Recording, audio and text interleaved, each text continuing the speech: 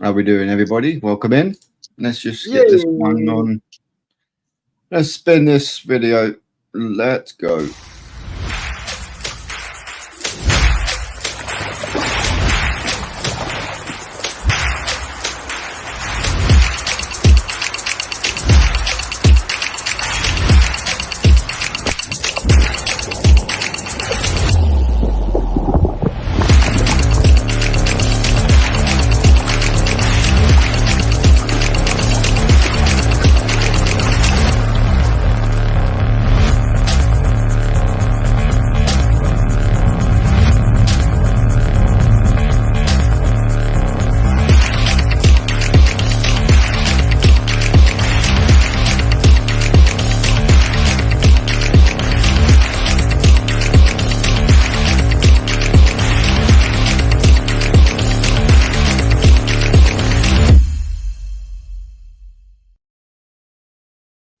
Here we go. Yay! Welcome back, ladies and gentlemen, to the Sunday afternoon Koi Culture with myself and Shane. I got it right that time.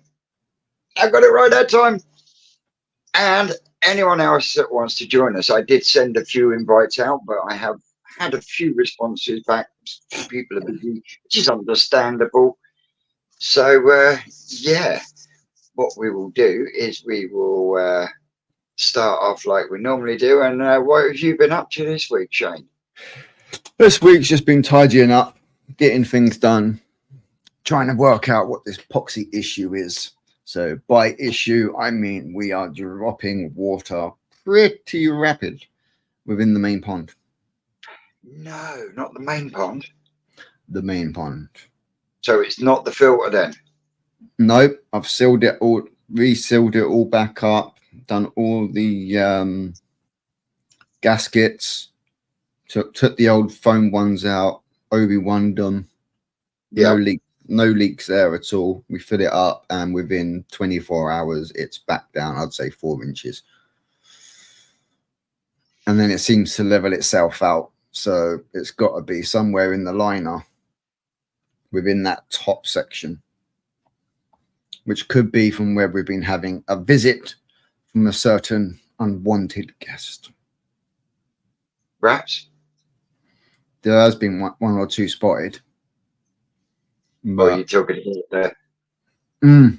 I think possibly the latter, because it's just in that top section. If it was Ratatouille, it would have been on the bottom. Yeah. So, can you not make some kind of framework like you would in your allotment, as in an upright framework with a net? It's possible. Obviously we don't want to be too high, because obviously we want that light coming into the conservatory. So yeah, but if you're using a mesh or a netting, it shouldn't stop any light. If you're only using thin batten, it shouldn't. Can you see what I mean? And yeah, I know what you mean. Because you've got a slight disadvantage with your pond, with the fact you've got two flat areas on each end that are quite wide, aren't they?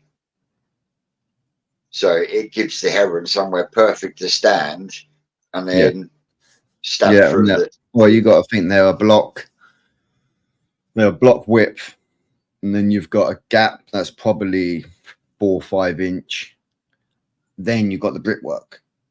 Yeah. And then you've got the slab sits on top over end, so you've got that ideal flat area around there. Can you see what I mean? So even if, can you see what I mean? So we haven't had anything taken apart from 1 or 2 goldfish, from what I can see. Yeah, but even if it's taking goldfish, it means that it's gonna come back, because it knows you can take something. You see what I mean? Yeah, I'm just not up at that time of the morning.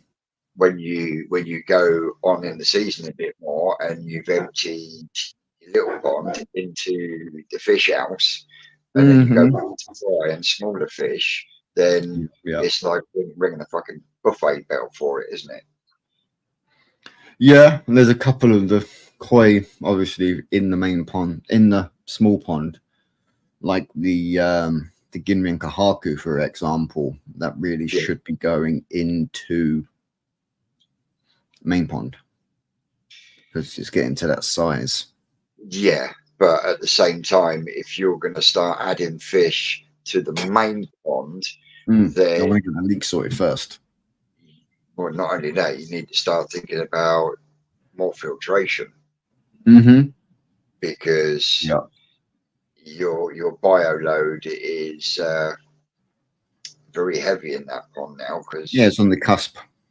You've got a hell of a lot of big fish in that little body. So, yeah. Oh yeah, things are being worked on. Things are being worked on at the moment when it comes to that side. All will be revealed, whether it is on mine or whether it's on the on another one. But it will be revealed at some point. Ooh, you're building a new main pond?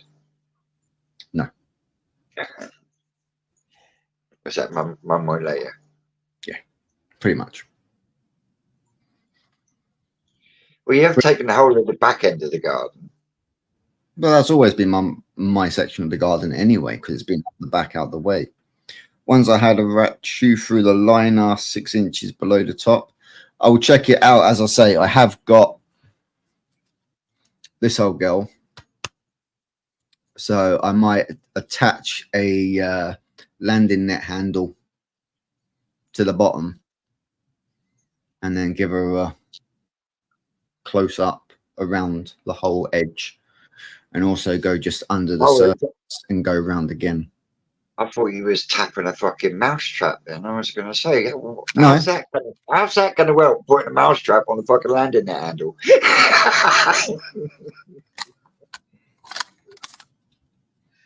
Little tiny 4K camera. Yeah. 70 quid. Comes with a load of kit. That makes more sense now. Rat trap. How the fuck does that look like a rat trap? What rat traps have you seen that are freaking plastic, Vincent? There's quite a few mousetraps about rat traps that are made out of plastic. Yeah, you can get like the guillotine ones. I've got a couple of them up here, a lot of them. Yeah. They are viscous. Viscous, I tell you. And the funny thing I found about that, if you actually get a Coca-Cola bottle cap, it won't trigger it if you hold it in place when you pull it down. Yeah. And Monster energy drink works perfect as a rat trap. It doesn't need to be food, especially in the summer. I used to put a little bit of that in there so they can smell the sweetness. And yeah, it used to always constantly bang, bang, bang, bang, bang, constantly going. It cleared out my polytunnel in about a week. Right, 2 seconds. I've just got to go and grab something so I can answer this question. Yes, no worries. Hang on, any advice on what you'd use to connect a 40mm pipe to a hose tail?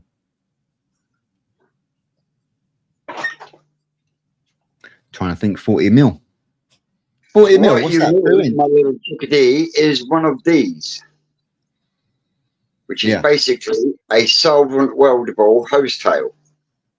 So your 40mm pipe or whatever it is, you get the old coupler, or you get your 90 or your 45, and then you trim the end off, and then your flexible type goes on there. Solvent. Take two. Solvent weldable flexible hose tail. Take two. Take three. Take four. Take four. Yeah. Yep. You got it? Is that good? Yes, Marcus, it is a bit loose. He's got slippery fingers for some reason this morning. Yeah, I know. Butterfingers. That's really because I've been. All I have done today so far is filters and sponges.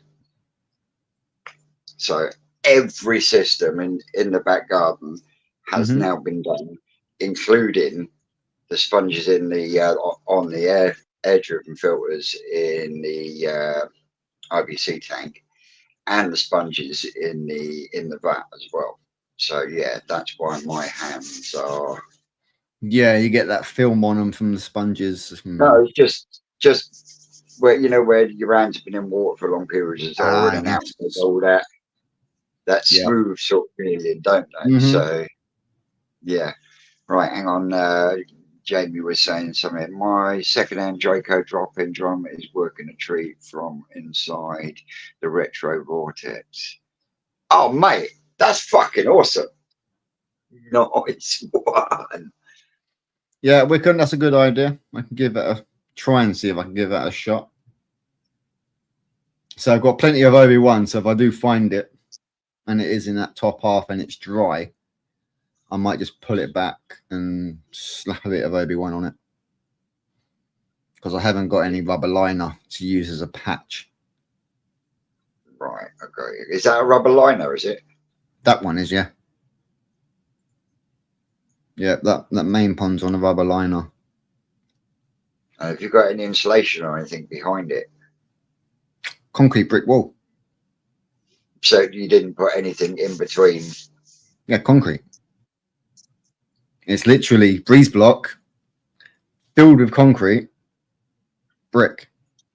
And then you just put a liner up. You haven't got any underlay or anything. That's what I was getting at. No, No, there's not. I don't think the old man put any underlay on it. I can't remember because the pond's been there nearly 20 odd years. So you never know. You might have a bit of deterioration there Mm-hmm. that's caused it. So you might need to. There you go. Hang on. Hobbytown's just turned around and told because obviously he's older. So he's Yeah. remembered. It's got carpet on the bottom. I know that. Yeah, well, he's fishing at the moment, but ask Rocket Boy what rats do with carpet.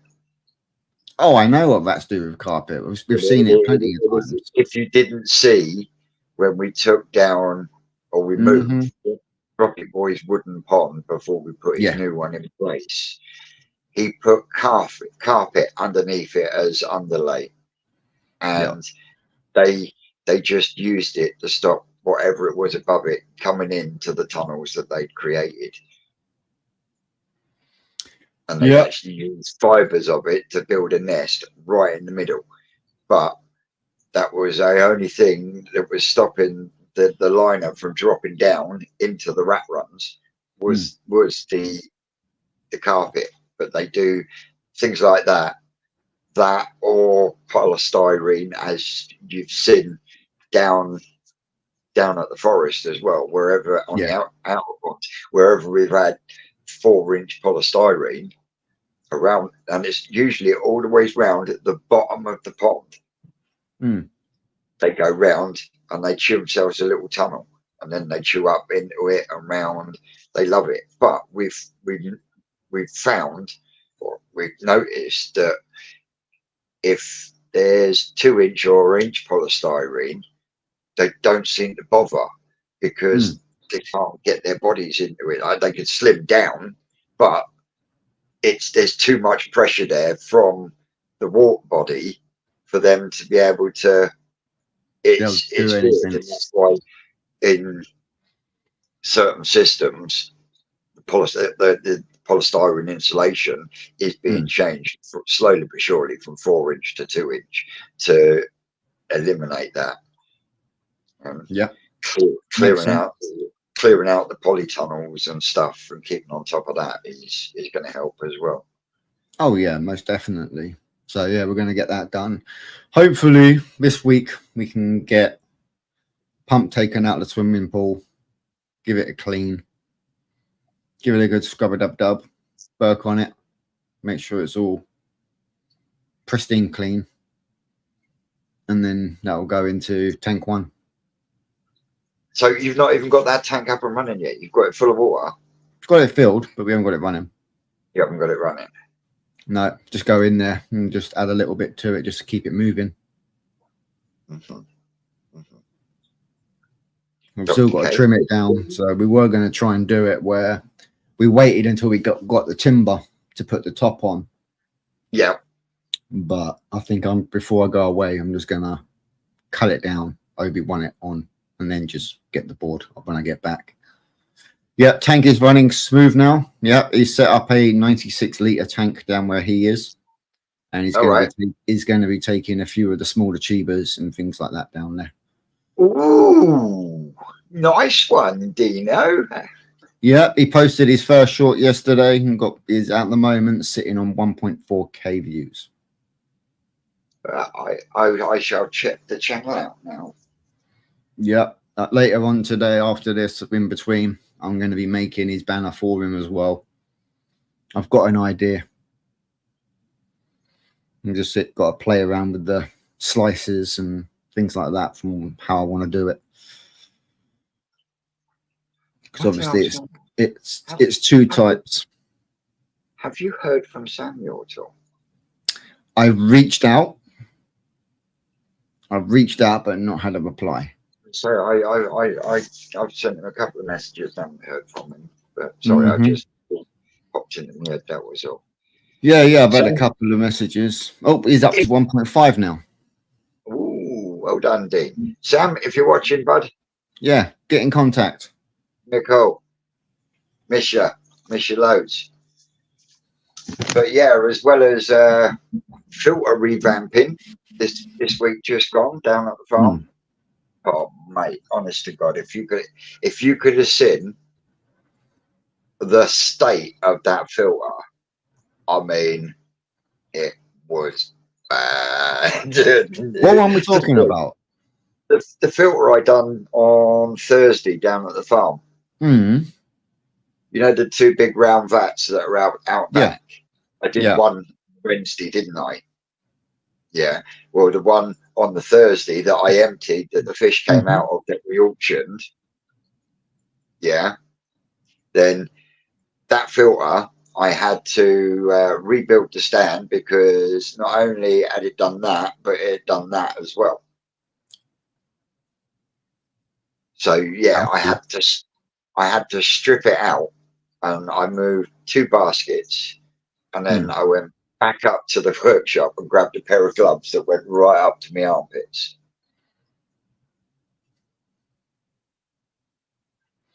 Yeah. Oh mate, but it's running an absolute fucking dream now. I can't wait to see what the pond looks like now when I go back tomorrow. Will said he spoke to him earlier. Cool. Did drop you an email, just wondered if you had it. Or whether we sent it to the wrong address. Dan, I will check, and if I can't find it in my inbox, I will check my spam. Yeah. And, Chris has asked, did it smell as bad as it looked? No, believe it or not. Yeah, I've had that, but I've had that before as well, where it looks absolutely like as soon as you touch it, it's going to stink. Don't get me wrong, it did smell more earthy. There was, because I kept finding these weird worms in there, and literally they were a worm, but they had bands on them. So like white bands on them, and they are what we call in the allotment scenario, they are known as tiger worms because they've got that tiger banding on them. And they are actually one of the best worms for compost bins because they will really chew up any cardboard or any vegetation you stick in the compost bin. Oh mate, the amount of we find them all the time. George loves them. There was that much, and it's weird to describe. You can tell it's shit and algae, but it was almost soil-like. Yeah, that's what I mean by when you get it out, it smells more earth. Itself, you know, because I started emptying it, emptying the pond while I was emptying the filter, and then all of a sudden I stopped. And I was like, no, I switched the pump off. And I ended up stacking everything around me. And then as I was emptying the pond, I was just spraying the media with the pond water. And oh my word, once I put all the filter back together and looked down, everything around me was just like a greeny browny color. But other than the big Shiro that got hit by the heron, every one of them fish that come out were in perfect condition. Perfect condition. And there was a good almost 3/4 of an inch of sludge on the bottom that I hosed out. So, you know, it makes you think when people, and this is why it annoys me when I see people scrubbing their filter walks on their easy pods and stuff. No, just knock the loose shit off. Yeah, so yeah. But yeah, it is looking really sweet because I've now made lids for them, so the old plants and vegetation can't grow and take over. Because that's half of the problem. Where it's open topped, you'd have the bindweed would come up the side, come across the top, and then just and then anything that was blown in weed wise, it then took root in the jack mat, which isn't a problem because they were doing a job to a degree. Can you see what I mean? Because they take it. I've noticed it in the mega Manga tunnel. I mean, I honestly don't think I'm going to get much in the way of fruit from the tomatoes, but fuck me, I've never seen tomato plants like it before. I mean, the strawberry plants are pretty much killed over. They've decided that they don't like the humidity and the moisture. That's the only thing I can put it down to. But literally, they grow so quick, just in a matter of a few days. You know, when I went round the back, it's about this wide, and there's so many side shoots that are about this tall. They're actually hitting the polytunnel and then throwing out more side shoots, and it's now starting to drape all the way down the back. Now it's doing an absolutely awesome job on the water because the water looks absolutely crystal clear. Yeah. But you know what you ain't done, which is rule 101 when it comes to toms. What's that? Once it gets to a height that you want it to be, yeah, it's supposed to pinch the top out, mate, to make it go bushy, so it doesn't go leggy. Well, they haven't gone leggy. That's what I'm saying. No, but when they go up, once you take that top out, they won't go up. They will only go out. That's what I'm saying. That they're hitting the polytunnel and stopping, and then throwing out more from the bottom. Yeah, that's when you just got to start pinching them out. Oh mate, I just can't keep up with it. Literally, when they get going, they're a pain in the ass. We went down on the Monday, yeah, and then I went back on the Wednesday, and the growth difference between those days was like, you know, and trying to fucking keep up with it is unreal, absolutely unreal. But like Rick said, it's doing wonders for the water because it's taking all the fucking nitrates and phosphates and just going, give me more. Give me more. Having a field day. Yeah, so we are slowly managing to up the feeder because the trussy is doing on it. The trusses? Yeah. On what? Tomatoes. I don't know what you mean. The yellow flowers, Vince. I don't know. It's too bushy to see. You're not seeing many? I tell you what, I will do a bit of video specifically. Yeah, send it to me. Specifically on them plants. I mean, I got to admit, I did put, I think it was about 6 tomato plants along that back. And where I tied them up close to the top of the polytunnel where they'd grown so quickly over 3 days, they'd literally grown round the string and then snapped. So the bit attached further up, they had loads of roots on. So Rick said, "Oh, just stuff them in the pot." So I did.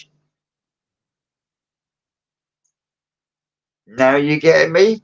So it's gone just basically just overloaded it. And now you can't get in there to see shit. Yeah. You might not get a good growth on that because they'll be too knitted. Mate, honestly, I will do a video tomorrow when I get down the farm. Yeah. And you won't believe on it. You will not believe it. I've never seen tomatoes like it. You know, and what's not going up is then bending down, and it's bending down, and it's growing down, and then curling back up. And it's, mate, you're not going to be able to get down behind that pond very soon. Well, you've got to be able to get down there behind there at some point. Fucking pick them. The Well, last thing you want them to do is to start falling in the pond and hitting the bottom and rotting. No. We're keeping on it. And then you definitely end up with some squash squash potato, some squash ones in there. Oh, there'll be loads in there, but I very much doubt I'll get any in the pond side because there's quite a gap between the front of the pots and the plants. Yeah, they'll still roll.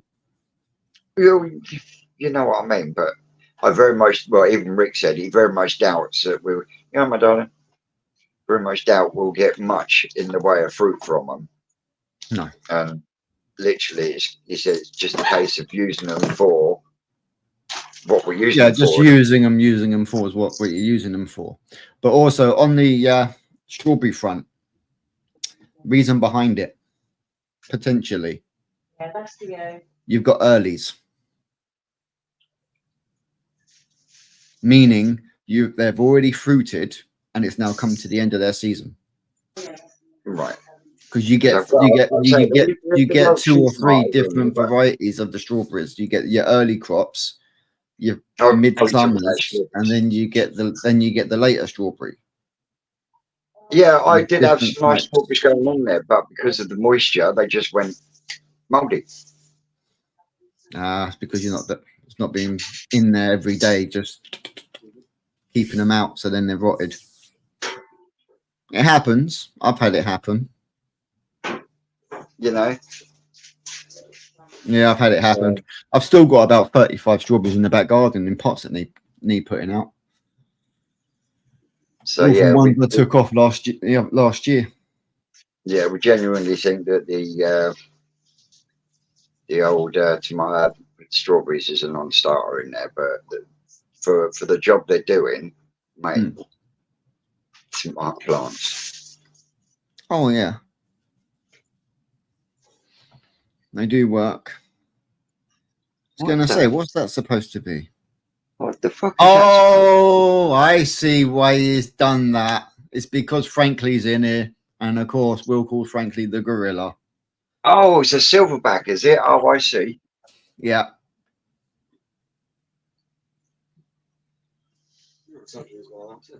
Right. Yeah. Indeed, that Simon as well. You can put straw in as well around the strawberries. Stops rotting. Yeah, but they were actually hanging over the plant pots, and the water just goes straight through them because they're full of holes, aren't they? They're aquatic pots. Yeah, and Peter, the plants that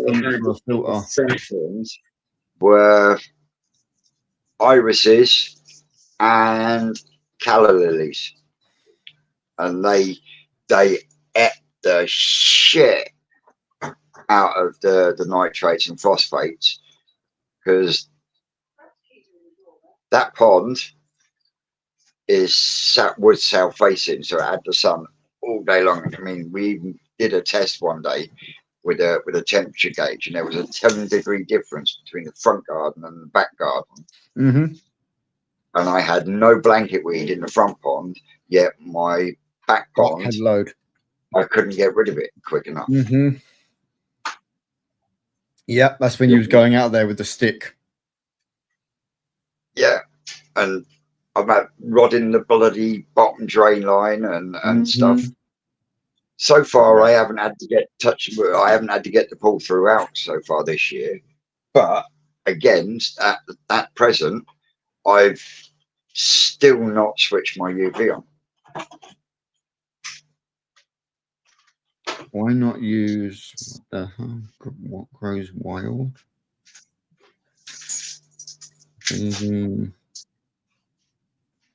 Oh, baby tears. Nice try Oh, trying to catch me out. Nice try trying to catch me out, but I can read emoji. the fuck are you going on about, Simon? Baby tears. Well, I get it now because you fucking said, but Yeah. thank you very much, Chris. I'm really pleased with it. I just can't wait to get the shelving bit sorted now. Yeah, so I had a thought the other day when it comes to, as you were saying about filtration. So if you come to do like a DIY like water butt, for example, right? Yeah. I'm thinking at some point I might try and make one as a mock-up just to see how it would work. But I'm thinking in the lid of the water butt, cut in 3 round holes, right? Yeah. And then obviously get the aquatic plant pots so they sit into the lid. So when the spray comes in from the filter, it sprays over the plants, feeding them, and then it also goes down through the feet through there. Yeah. As well. That's what I was kind of thinking. So I might try play around with that and see if I can actually, because then if you've got one outside, like next to the corner of your pond, it's not just a water butt standing there. You could have 2 or 3 different plants coming out the top. Yeah, Dutch bucket style, Dino. Yeah. Yeah, definitely. I would consider doing something like that for your main pond to make your filtration bigger, because you can hide it behind the back wall. With anything, I'm tempted to put an easy pod on it. Well, yeah, that would make things a lot easier. Yep, because the tank 2 at the moment's on hold. So because of funding for the cement and everything. Yeah. Yeah. So if need be, might as well just try and hook up the easy. What is the Mega Manga Mix? Well, it's now the Mega Manga Mix because it's had extra ingredients. But the original was a mixture of fruit and vegetable powders. So I'm just trying to find I've got a picture here of the original list. So the Mark 1, contents of the Mark 1 Manga Mix, I'll find it in a second, had spinach powder, marigold powder, moringa powder, beetroot powder, carrot powder, spirulina, Spanish paprika, mangosteen powder, sweet potato powder, and the Bacto Plus Zumu clay. Well, that was the Mark 1 version. And what you do is you get a bag and you put in a 10 ml scoop of the Manga Mix powder. You put in some hot water, 100 ml, and then you put a litre of pellets in. You blow the bag up like you would if it was a fish bag with a fish in, tie it up, and then you shake the shit out of it. Yeah. And then what happens is, with the water and the Manga Mix, it embeds itself inside the pellet or to the outside of the pellet. So you leave it in the bag and you keep shaking it about until your bag becomes clear again. Then I would leave it 40 minutes till it's completely cooled down, and then it's good to feed. So it's basically it's full of color enhancers. It is basically a color superfood. Mm-hmm. You know, so you're just giving say you're feeding Takazumi color, Yeah. You add that to the Manga mix, and then you've improved that color food by about 50%, if not more. Mm-hmm. What you've added to it. Yeah. And I did a batch yesterday. I should do a batch on camera, really. But the new Manga mix has got all those ingredients, and it's also got kale powder. It's got Garlic powder. gosh, don't tell me about the garlic powder. It's got loads of. He's even put amino acids in Yeah. this one as well. Yeah. And yeah, by fuck does it stink. But I add one extra ingredient, and that is Manuka honey. Mm-hmm. I'm lucky. My mum gets me honey, and I get Yeah. this Yeah. Manuka big jar. So whenever I make up a batch of Manga mix, that gets a good 2, maybe 3, depending how I'm feeling, spoons of that. And then with the hot water, I just melt it down till it becomes a liquid, and then I Yeah. bang my pellet and do the same. The fish go absolutely ape shit for it. Absolutely ape shit. Brilliant stuff. But Yeah. Yeah. I don't think there's any more available for this year. I will have to check with Rick tomorrow when I go in, because I know there is a couple of people that are asking, you know, can we get some? And at the moment, I think Rick's might only have enough to last him through the summer for the feeding that he wants to do down in his tunnels. So I did. Marigold powder was a go, but the carrot, Rick said, was too fine a grain. It was more like a powder, not like a fine granule. Who else have we got? Yeah. Yeah. Baby's tears outside.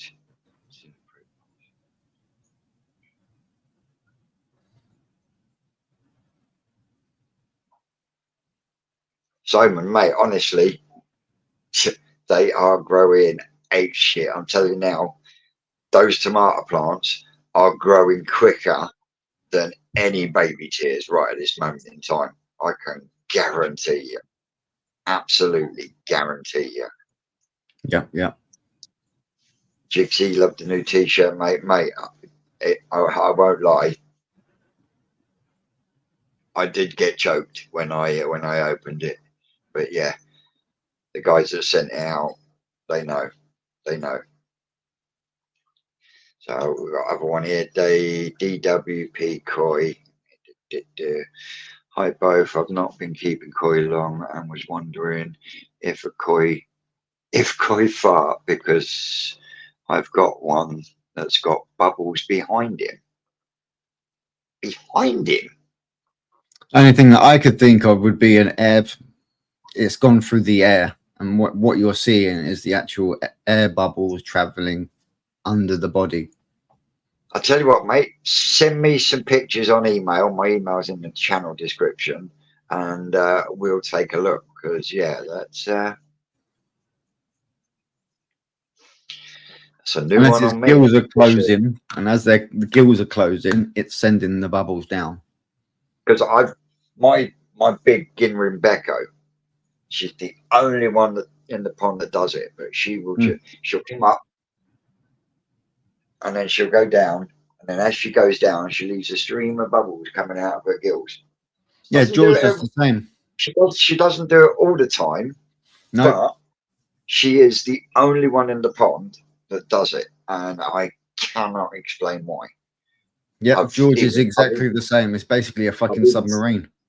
Spoke with Rick about it on a couple of occasions, and he's like, yeah, we've got the odd one that does it in Sean's pond. So yeah, I couldn't tell you why they do it. Rick could probably tell you why, but I honestly couldn't tell you why they do it. But that's the only thing I've ever seen bubbles wise coming out of my fish. So yeah, that bubbles out the bum.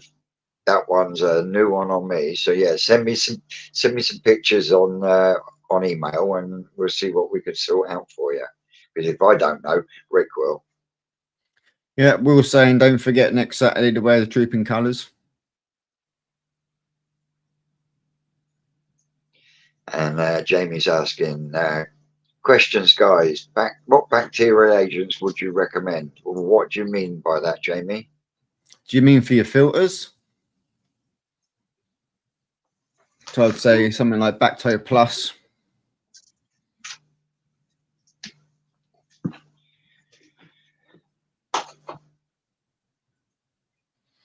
Yeah, George will guarantee trying to pull you in the pond tomorrow, mate. He always does. Yeah, but Dean, you're not supposed to stick your dick in the pond. Why did you have to take it there, Vince?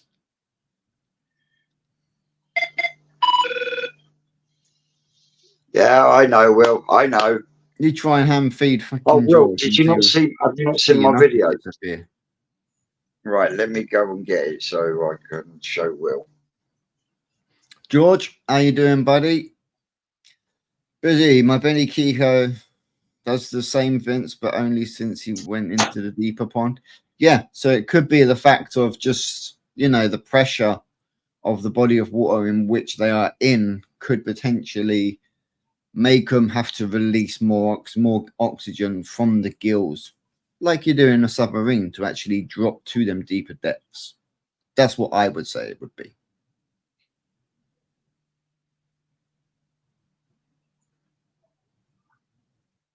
How you doing, Si?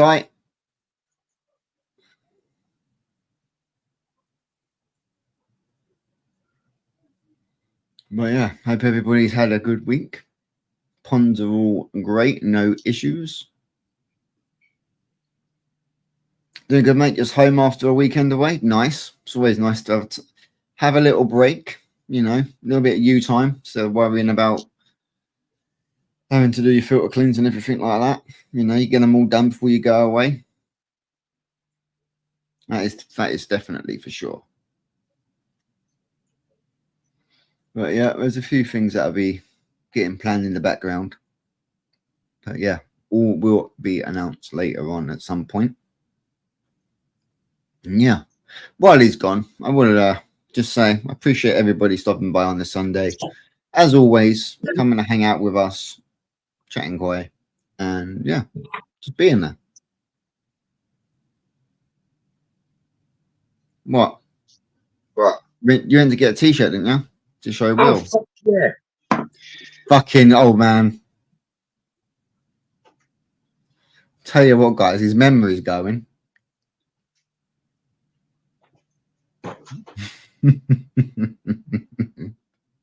No. My brain, I'm telling you. I know, right? Old age is a fucker. Nice. Can you see that? Yeah. It says PTSD.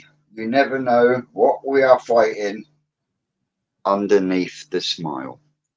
Yep. So yeah. And we'll totally understand. Oh yeah, of course. Yeah. So yeah, just click the link that I sent you, George. It will take you to the StreamYard Dewberry. Jens, how you doing, buddy? Welcome in. Good morning or good evening for you. Stan, my boy. Chuck a link in. See if he'll come and join us.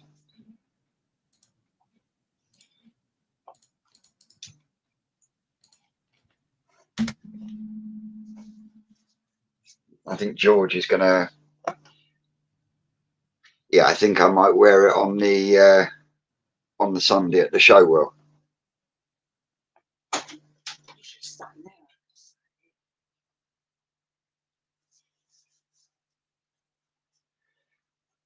Yeah, just click the link, George, and turn your YouTube off so you don't cause Echoes. echoes. Echo. As you have a drink, and I've absolutely finished my cup of coffee, and My coffee boy's not even here. Coffee boy's at work. No, Coffee Boy's fishing. Huh? No, Coffee Boy's fishing. No, coffee boy's at work. The other week when I was on when I done another live, he literally turned up and he was watching live, and I was like, you know, pretending like the last drops on the tongue. Next thing I know, the doors opened up. He's like, "Give me your fucking cup." I was like, "Thank you." Sid is incognito at the moment. His words. Yep, he's having a little bit of a break issues at the moment with people, and he's spending all of his free time at the moment getting his new facility up and running, which I've got to say is starting to look pretty darn sweet. He has worked his ass off, that's for sure. And yes, he's been working his ass off because I'm sure he gets his first lot of koi from Japan. How we doing, George? Welcome on. Hi, mate. How we doing? How you doing, bud? I'm doing well, yes. So how far are you off on finishing your pond build? Quite still away, mate. It's just the finances anyway. It's always it's always the same. And plus, trying to find a free weekend between now and August is being nigh impossible because to get a pipe band competition with the kids and myself and away fishing, so I've not got much time between now and end of August. Yeah. Oh, it definitely does. Yeah, definitely does, Peter. Definitely does. All right. So what sort of timeline do you think you're going to have before you're up and running? I'm trying to push for end of September or beginning of September, end of August. Touch wood. If all the dominoes fall in the right place, it'll be good. So that's all it is. Make sure everything's right. Yep. Yeah. Last week or the week before, I managed to get all the electricity all hooked up. So that's all in and ready. So getting there. Yeah. How do? Afternoon, Aaron.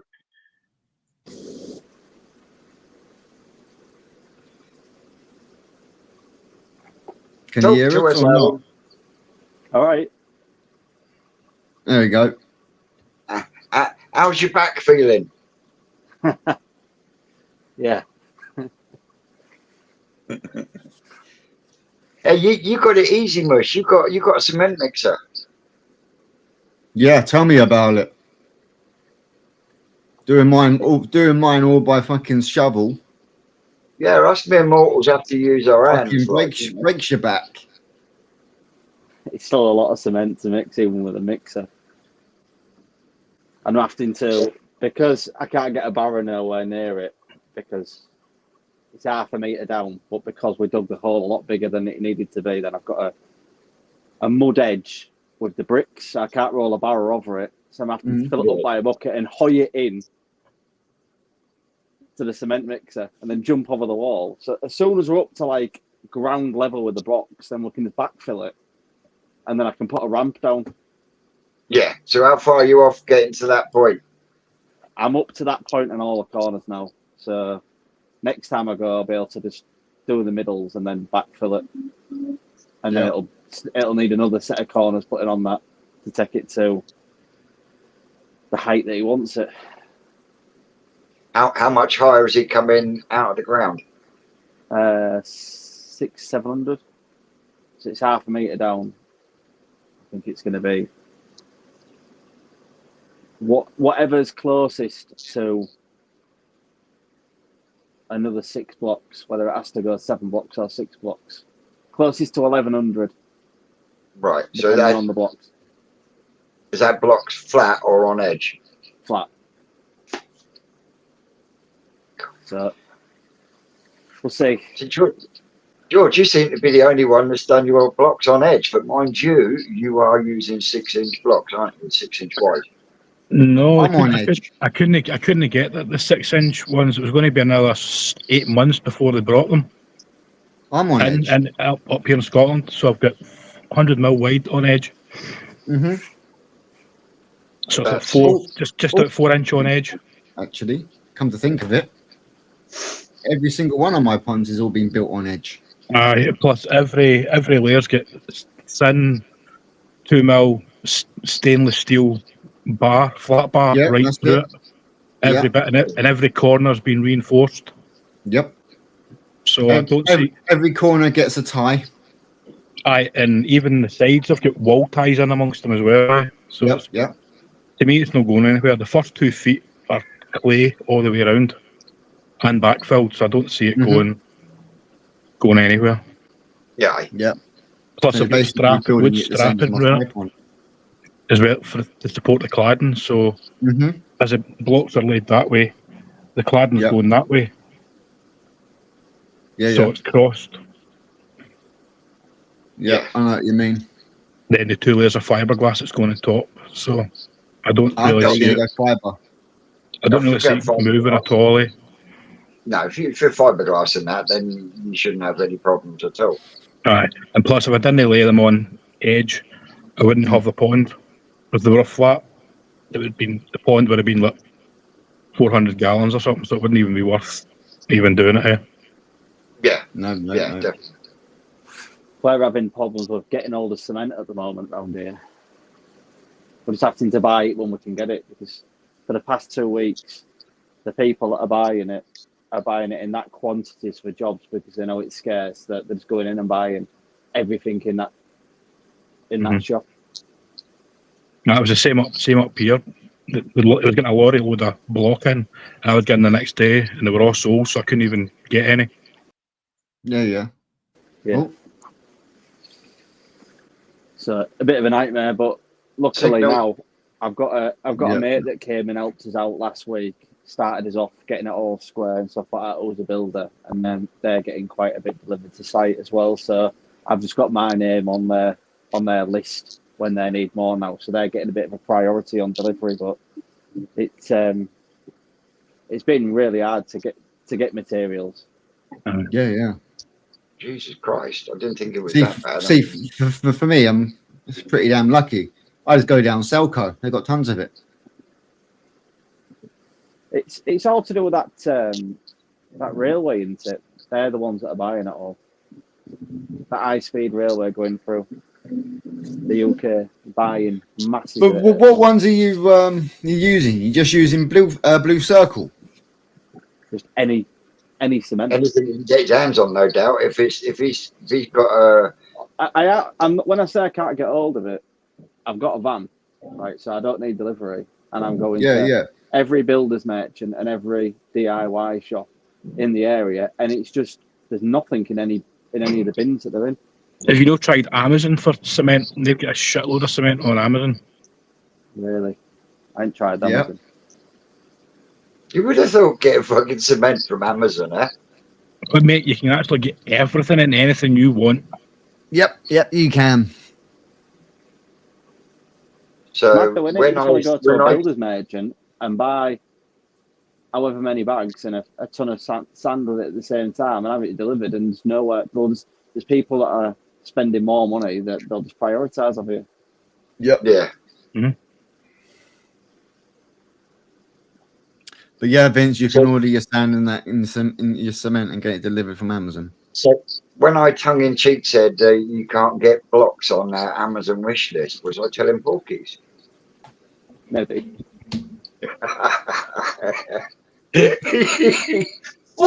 Kung Fu Panda.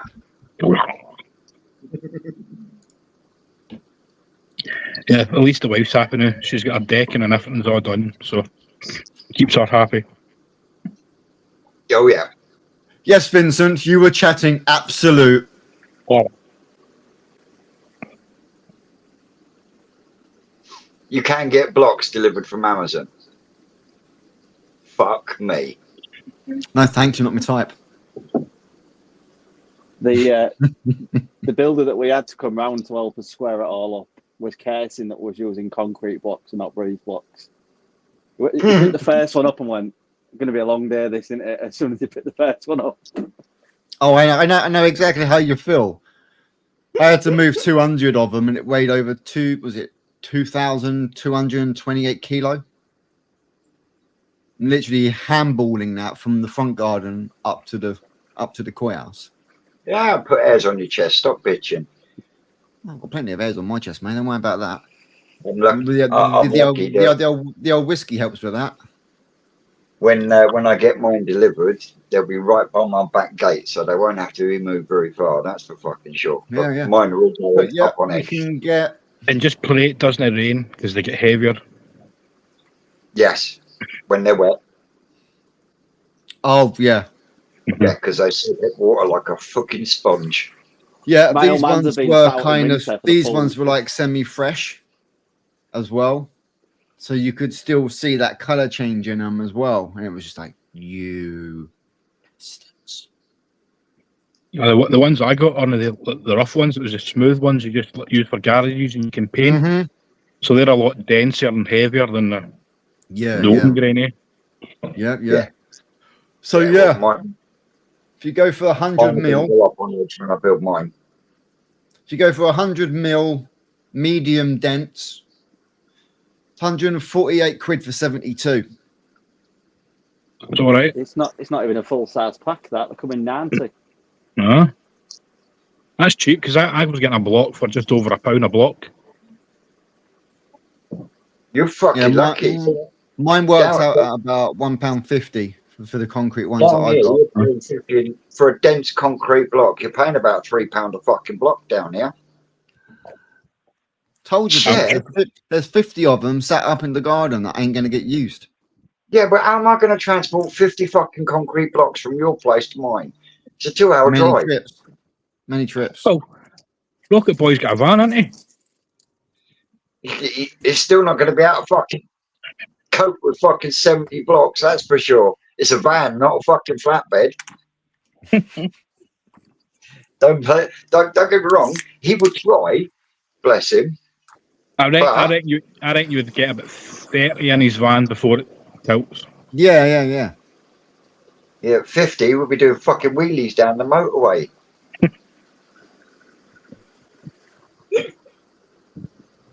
Sean, where are you getting blocks at £1 a block?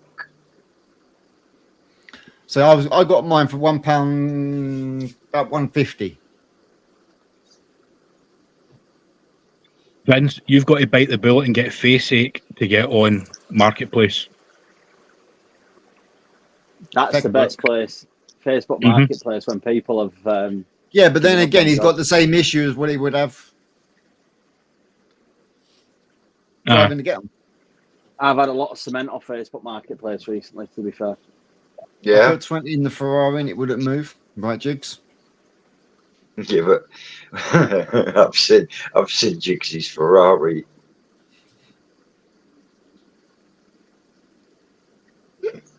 Was 99p when I looked, but that was about 3 years ago. Yeah, price on them now, Simon's gone up through the blinking roof, mate.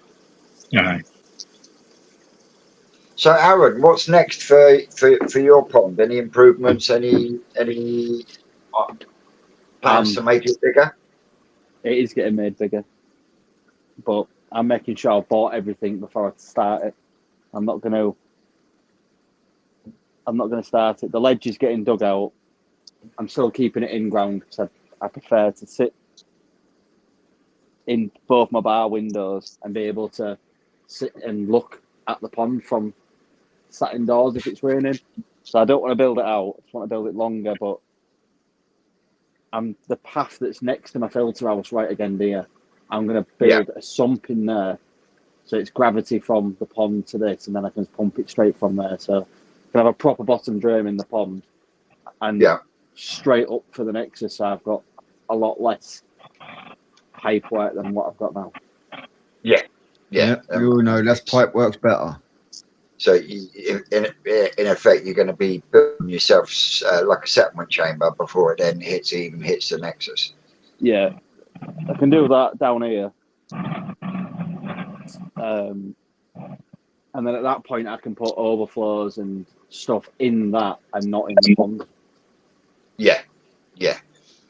So in effect, what you'd be doing is doing very much like what we've got running in the Manga tunnel. It was Rick that said that was the best way to do it on how I wanted to. I still wanted to keep it in ground, but I can't. My nexus is so high because the main drain is down the side of the garage, and it would be a shame to have to bucket it all out if I wanted it. Yeah. Not where it is. So I've got electric, water, and drainage on the corner of this, so that's why it's as high as it is. Yep. Just too easy. All right, I'm gonna be right back. Little boy trip. What temps are we at the moment then? Well, main pond has dropped down to about 16. The IBC tank is sitting at about 12. Ooh. Me growing on tank and me vat is both sitting at 30 degrees. 17 and a half here. No, we're about 12.5 over the weekend. So I was sitting at 19 a couple of days ago. I thought it was meant to be warmer down south. Oh mate, you'd be surprised. We do get us heat, but not as much as what people think. I travelled back down from Forres up north of Scotland this morning, and there was snow on top of the hills in the Cairngorms. It's frightening. So you're fly fishing, George. Is that competition fly fishing? No, it's just for the club and personal fishing. So it's just 9 times out of 10, it's just time away to clear the head. That's all it is. And gearing up the pipe bands last year, it just the pond came, it gave me something to do. So that's all it is. Just finding something to do, pass the boredom. So is that the girls that do the pipe band? Is it? Oh, they're doing it. They're doing it now themselves. Yeah, the eldest daughter, she got 5th yesterday, and the youngest got 3rd. So it's good. They're happy. That's the main thing. Hey, there's quite a few famous bagpipe players out there. There's loads, absolutely loads of them. There's quite a few on YouTube as well. Some good and some not so good. Yeah, definitely, 100%. But no, fair play to them. Fair play. It's just a different lifestyle altogether. It's like using the koi. It's a different style of life, and the pipe band's the same. It's like family away from family, if you know what I mean. Yeah. So I'm looking forward to hopefully touch wood, try to get down to see use it in New Forest this year, but that's just all depending on weather and other things, you know what I mean? So yeah. But you are going to the National, aren't you? I'm going to National. We're driving down on the Saturday morning. We're staying at Birmingham Airport, the Premier Inn. That's where we're staying overnight. I think we're going to go to the koi collection on the Saturday. Because the time we get down, it wouldn't be time to go into the National. Then we'll just spend all day on Sunday in the National, then drive back up on the Monday. So cool. That didn't last long, did it? Will's asking, are you an ex-squaddy, George? No. I've got a couple of friends that are ex-military.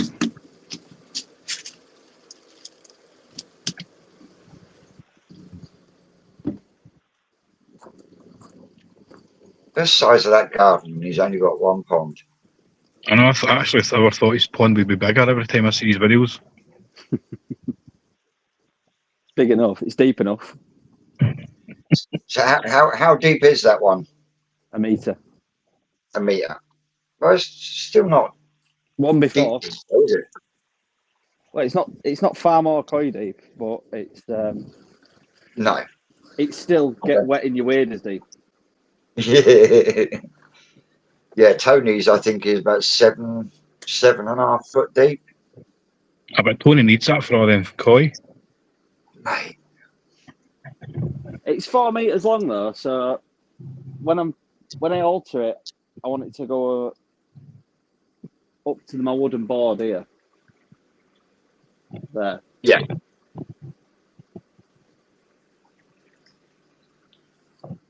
So you're going to make a brick line sump, or is it going to be block?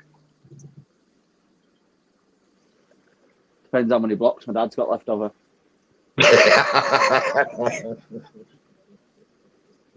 We'll see about that. And have you got a planned finish date for dad's pond?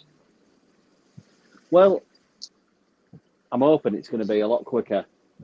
Now, he's struggled over winter so much keeping water out, and now he's at a point now where even if water got inside of it, he can leave his sump pump in the bottom drain, and he'd still be able to build blocks up because they should be out the water now. Yeah, So that make all he's the at difference. that point now where, realistically, even if it rains loads, but it's not raining when he does it, he'll still be able to continue to go up. So Continue, yeah. Is he lining that with line, or is that going to be a fiberglass job? he wants box weld on it. Wants a box weld liner on it.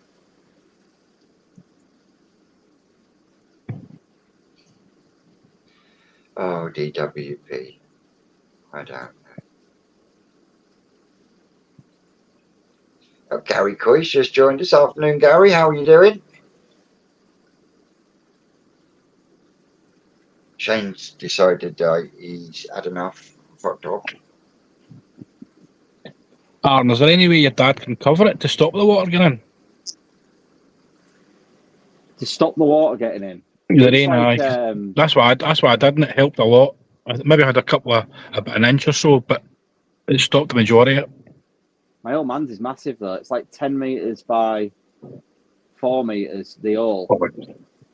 And when we got so far down, we hit the water course. So over winter, it's literally been filling up quicker than he can pump it out.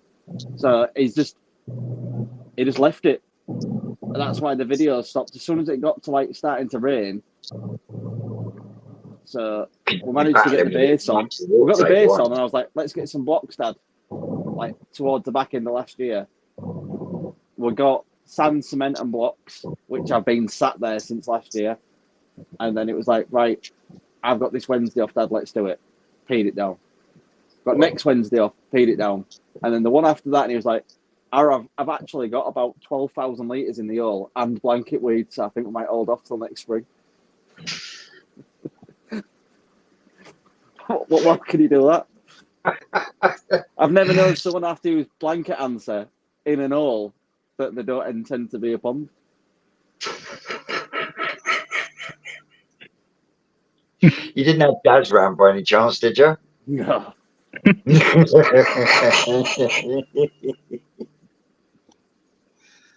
Oh. Yeah, just don't put new forest clay in because it does the opposite effect. I'm watching Rick's videos during the week. It's like 4 different types of blanket weed he's got. Mm-hmm. What? Yep, definitely. But I'm getting you. Take it you're starting to wind the fold down on your pond now, events. Yeah. Not fully, because I've still got a couple of weeks, but they are literally getting Manga mix at the moment. Yeah. Just to try and boost any colour. The only disappointment I've got at present is the Deutsch Sankey. We really thought that the Sumi would come up once it come out of soft water, but not at the moment. I think it's going through a little growth spurt at the moment, so yeah, I don't think the Deutsch Sankey will be going with me. Do you know what that needs? Yorkshire water. Hard as hell. Sumi will throw up on it. I don't usually have a problem with Sumis because, you know, we are a hard water area, but it's crazy. everything else is looking good. Yeah, the water up here is soft. It's soft as putty. Yeah, it's just junk. I'm So you give it, I'm currently experimenting with, after what Joe from the Coist perspective said on Gaz's Live about he's dead certain that Yorkshire water are masking the pH, and after a day it's dissipated, and he's been having problems with high pH. Now my pond's always been higher than a lot, but it's been stable at that, so I've not really been that bothered by it. So I've put a pint of water in just outside. yeah. It's come out and it's 7.5, but my pond's always closer to 8.5. So I'm wondering. He said he still lives in Yorkshire water area, the same as me, but he lives about an hour away. I'm wondering if mine's the same. Is whatever they're putting in it to mask it gassing off within a day, 4 hours. and then it's gone. So he reckons he's emailed them, and they said the only way to combat that is RO. But it'll be interesting to see if that is the case up and down Yorkshire, or whether it's. But what would they use to I use haven't a the clue, mate. pH to drop it over, say, 24 hours for it to then come back in? I haven't a clue, but he said he's contacted him, and that is that. So I thought, well, why not have a little experiment myself? If that is Well, the I case. did the same. Obviously, I can't test the pond because it's no filter. But I tested the water, and their pH is usually about 7, and it was 7. But the KH is usually about 2 or 3 out the tap, and mine was 7 out the tap, and it's never like that.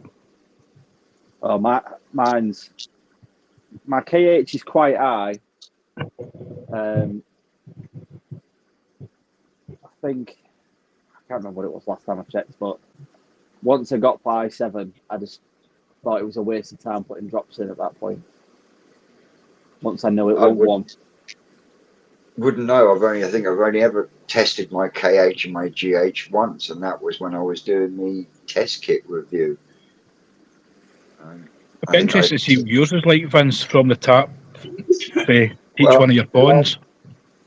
I think last year when I tested the tap water, it was coming out of the tap at 7.2. The main pond was sitting at 7.5. But the growing on tank, I've got the Captolia on that, and that sits at 8.2. You know, and that gets fresh water every day.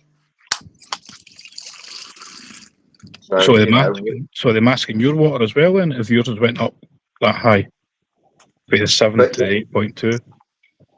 But that's what I'm saying. In the main pond, the last time I tested was last year sometime. The main pond was sitting at 7.5. Come out the tap at 7.2. So it's coming out the tap at 7.2, and yet my growing on tank sits at 8.2.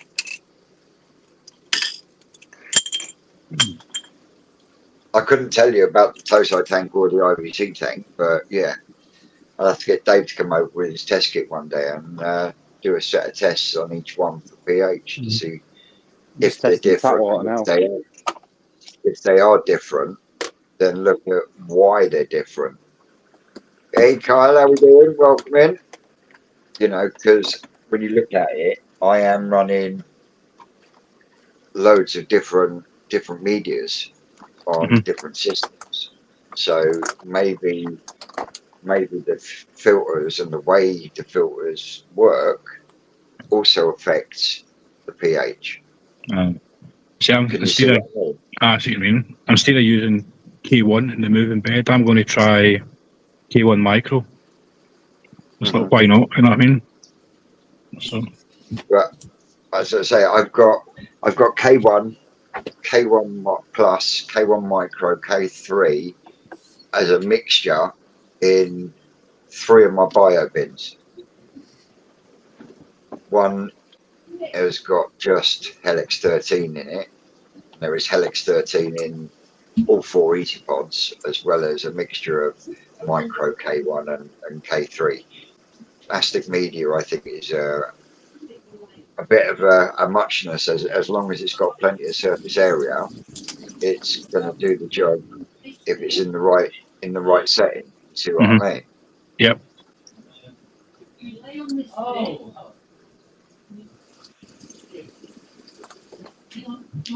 They added all sorts and up and down the country, copper, chloramines and various other metals and gases.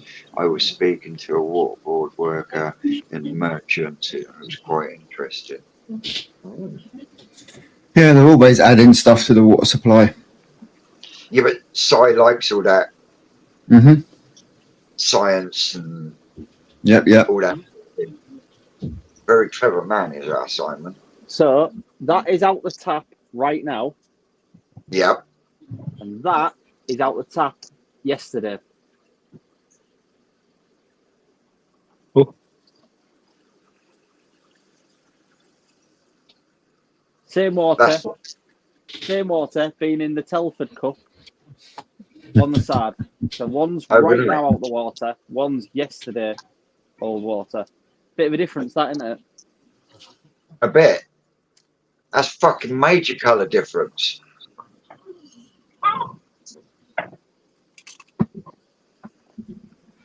I'm going to have to borrow a Rocket Boys test kit now, aren't I, so I can do a test. I think everybody's been doing the same in the last couple of weeks, I think. As I say, the only reason why I went to do that is because mine has always been about 8.5 in the pond. But no matter what I do, I've never been able to do that because I do a water change and the next day it's exactly the same, and it's because what I'm putting in the reading what I'm putting in. Yeah.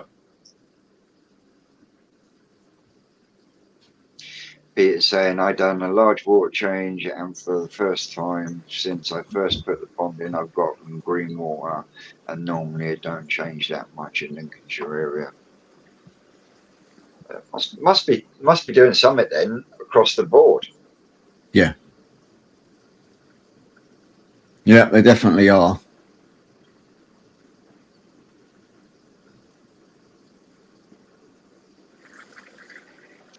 Simon saying true pH is always when it's been left to stand, as it degasses anything in it, like CO2.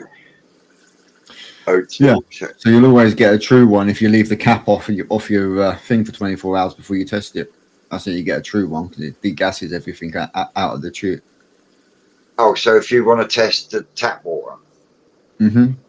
Yeah, that's been sat in the cup, just in the filter house. So I've just done, the green one was right now, and then that one, the blue one, was left in that cup in the filter house from yesterday. Yeah. So the one from yesterday would have degassed. Yeah. But what temperature have you got inside your filter house? Does temperature play a factor as well? Yeah, it's about 16 degrees. Because you know It's what I mean? possible, Gav.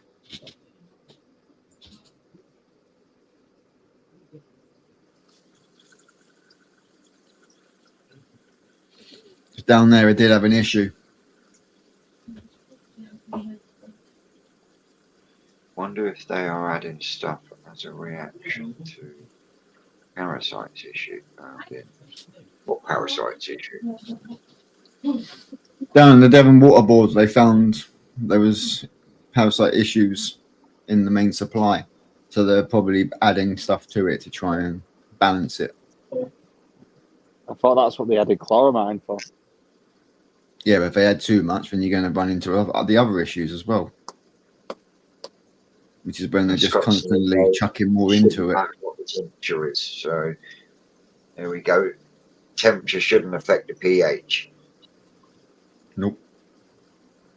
I think it does. That's what I was just about to say. Temperature does affect pH. Temperature, if you've got high temperature, and you've got a high ammonia level, it changes the pH. No, Can you see what I mean? I'm pretty certain Elite Koi did use one of them, is it Blue Labs, where it records hour, and it does it every so often, and it does a flow chart, and the same pond fluctuated through the night when it was colder, the pH, and I think Rick from New Forest said it was something to do with the way that the algae reacts in the temperature changes the pH. So the water doesn't change, but the stuff inside the water changes, which has effect on the pH. Yeah. Yeah. So yeah, temperature's key for a lot of things. You know, temperature's key for the koi's immune system. You know, the bacteria colonization in your filters, because if the temperature's too low, they just won't colonize. So yeah, temperature must play a major part in a lot of things. There we go. Simon said higher temps invoke lower pHs. So how comes mine's sitting at 8.2 in the growing on tank? That's sitting at 30 degrees. But now that'll be the tap. Now I'm confused. That'll be probably because of the tap. But with the pH, no change the amount of food you're pumping in there. With ammonia and all that.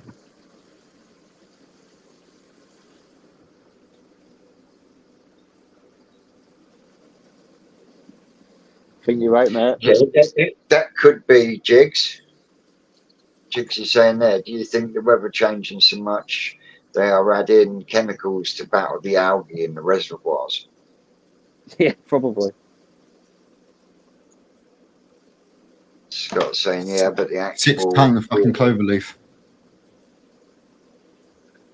Yeah, definitely, Scott. Definitely.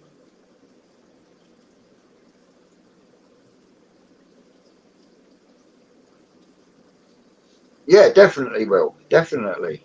Without a shadow of a doubt.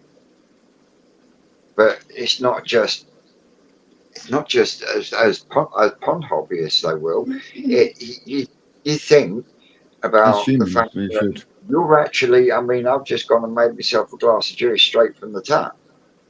And basically drinking piss. And now you're making my stomach turn. Should have got a beer. If it's that colour, he's in trouble. Yeah, right. I think if it's that colour, whoever's been fucking in that's been drinking fucking root, eating root, fucking beetroot. Beetroot. Yeah. Mate, you got me worrying now.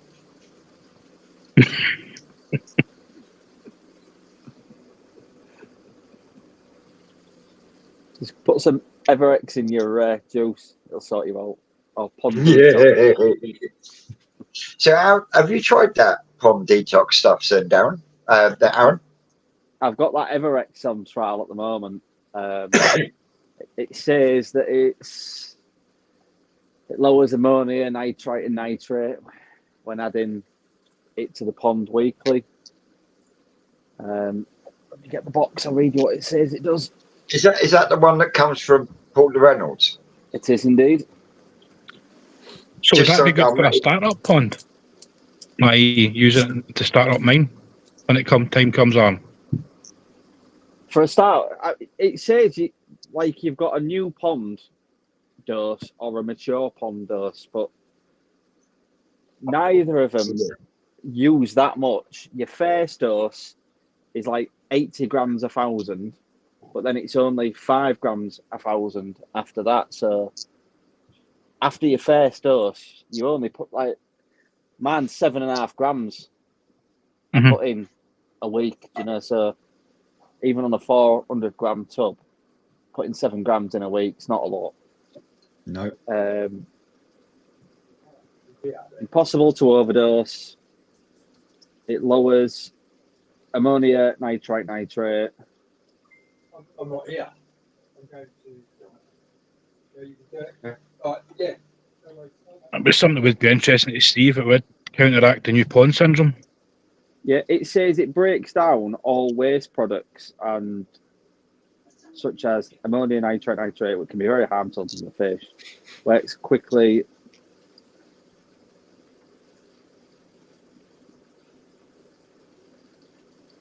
And if you don't mind me asking, how much did that cost? How much does the sticker say, or how much does it cost? Yeah, the The sticker says £20. right. Yeah. So it depends how well you know your shop's at, but even at that, I've been using it for 4 weeks now, and it's still nigh on full, because once you put your initial dose in, Yeah. about 5 grams for 1,000 gallons, you're not putting that much in. No. And what are your thoughts on it so far?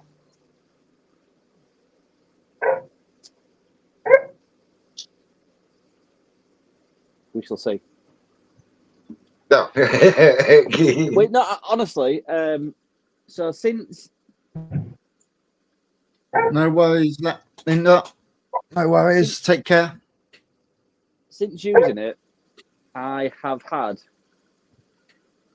the bottom of the pond is very clear, and where I've had, like, you know, if you use blanket answer and you get small bits of algae break off the Yeah, side it of creates the the pond, sludge. Yeah. it's like a crispy, like the size of a cornflake, break off if you Mhm. use it off the liner. I'm getting that with this Everex, and I haven't used blanket answer in it. I haven't used blanket answer for over a month, and I'm getting it all over the pond. That's kicking hell out my filter at the moment. Yeah, but then again, if it's dropping your nitrate and things like that anyway, it could just be choking the algae that's in there, which is then killing it off, which is then making it flake off. But aren't you also putting Bacto clay in as well? Yep, I'm mixing them together. It could be partly that as well. Do you think the combination might be doing something that's killing the algae? I mean, if I'm not getting blanket weed and I'm putting a pair of them in, I'll keep using it. But I suppose the only way I'll find out is I've been keeping an eye on my nitrate, and once you start getting a bit of warmer temps and you wind the feeding up, if you don't start getting a load of spikes and you're using that all the time, then it's probably looking after you.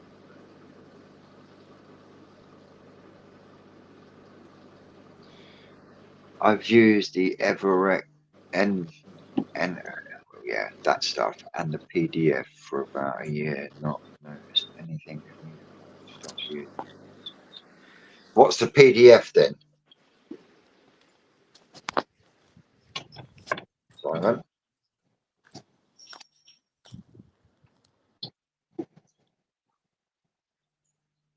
I only know PDF from, like, you know, files. Yeah, well, that's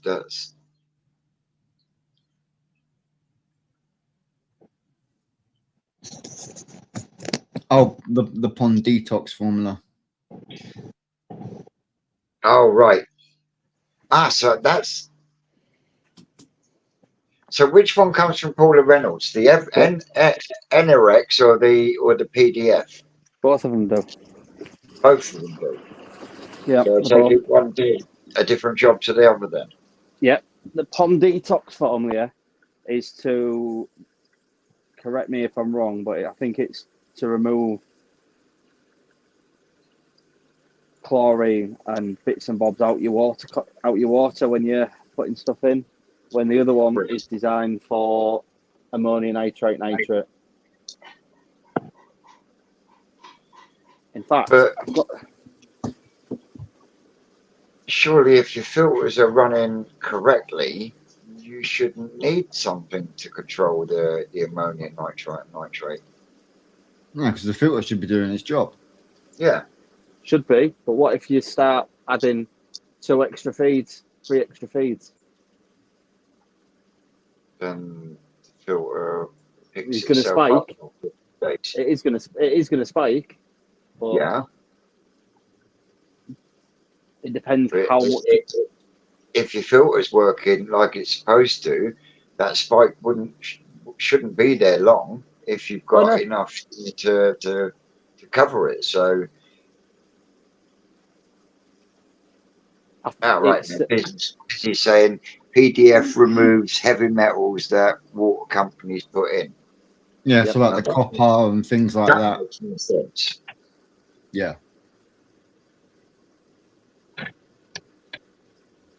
Yeah. Koi Addict saying filters will just compensate the higher feed. They will do it. It does more than just ammonia nitrate.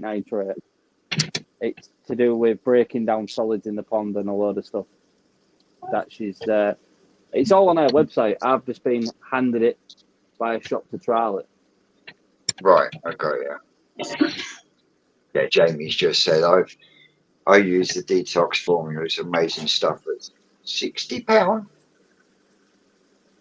But how much do you get for your 60 quid? He must be buying it in the absolute massive ones because they start at 20 quid.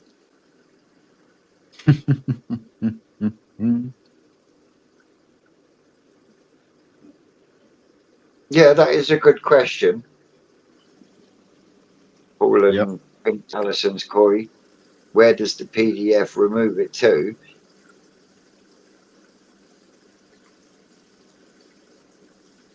Yeah, there's definitely one to look into, isn't it? Because at least with zeolite, you know that you put it in, it sucks up all the ammonia, and you take it out. You recharge it with salt. But how does a powder that dissolves into a solution? Can you see what I mean? Am I making sense? I can, but I are a water biologist like Paula Reynolds is. No. And I'm imagining, that if it's come from air, she's probably tested it in a lab. Yeah. Simon's saying, I think you're confusing Envirex. What Envirex does, Envirex breaks down organics sitting in the system that creates excess ammonia. Detox removes anything from the water that isn't H2O. I use detox regularly. Yep. Jamie's turned around and said it's a 2 kilo tub he's got. Yeah. Oh, bloody hell.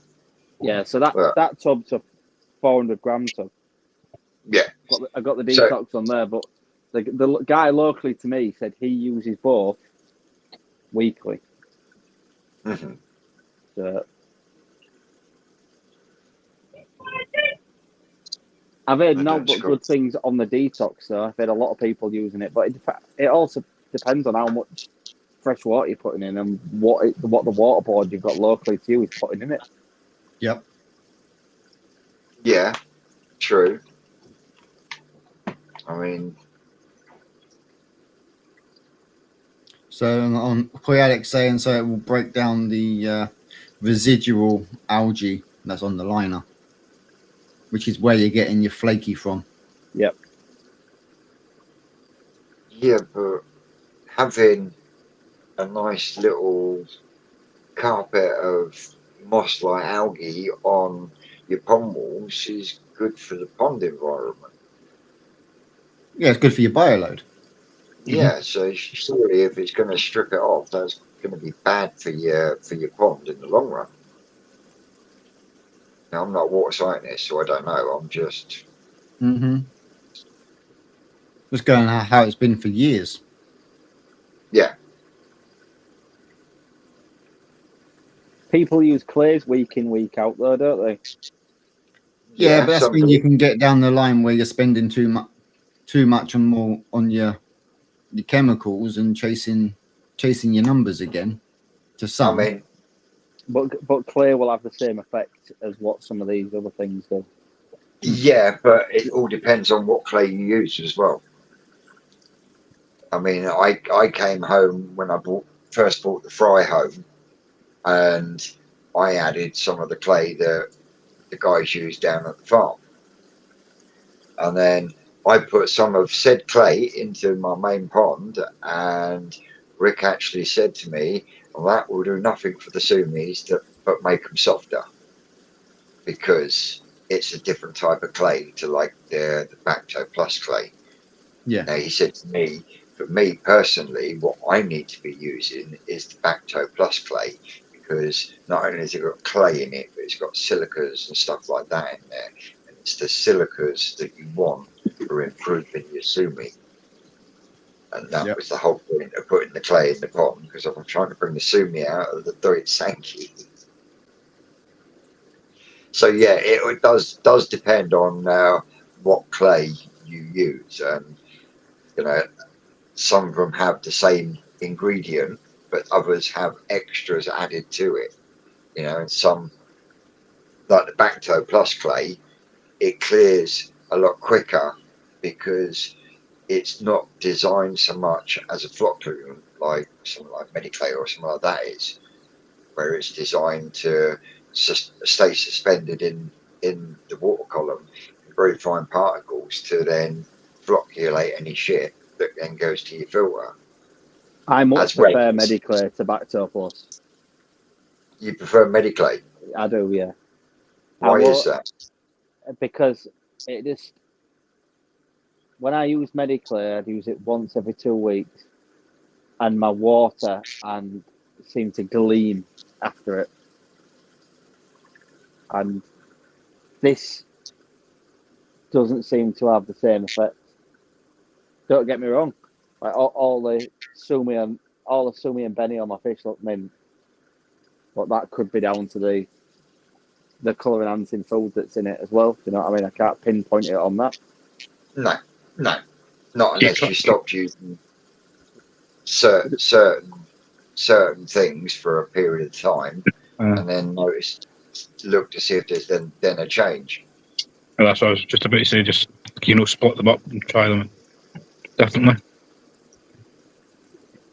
I think I definitely, like Mediclare last year, I thought was absolutely brilliant product. Every time I used it, a couple of days later, pond looked gleaming. Don't get me wrong, it looks clear now, but that Saki Akari colour certainly tans the water up. Does it? Yeah, it really does. My water has never looked as bad until I started using that. Yeah. And like Jigs just said, Bacto isn't a particle binder because it's got enzymes and everything else in there. And one of the main ingredients, like I found out from Rick, is silica. Hence why there is Bacto Plus they're clay. They're doing different jobs, aren't they? Yeah. Which is why Rick puts the Bacto Plus clay in with his Manga mix. So not only is it then helping and improving your whites and your reds, but you've also got the silica there in the Manga mix to then help improve the sumi as well. And that's just something he's been doing for donkey's years, and something I want to get when able is some carrot granules, because they're supposed to be really good for colour for fry. So if I can get some of that and mix it in with my fry food, gonna give that a go, because the rat's gonna need another thin down next couple of days, that's for sure. How many times have you separated your koi now that you've got from the grow and show the difference? Once. I've done one selection on it so far, and that the remnants of the ones I deselected are now in the stomachs of the fish in the tosai tank. But when I do my next selection, any that I deselect will then go into the IBC tank.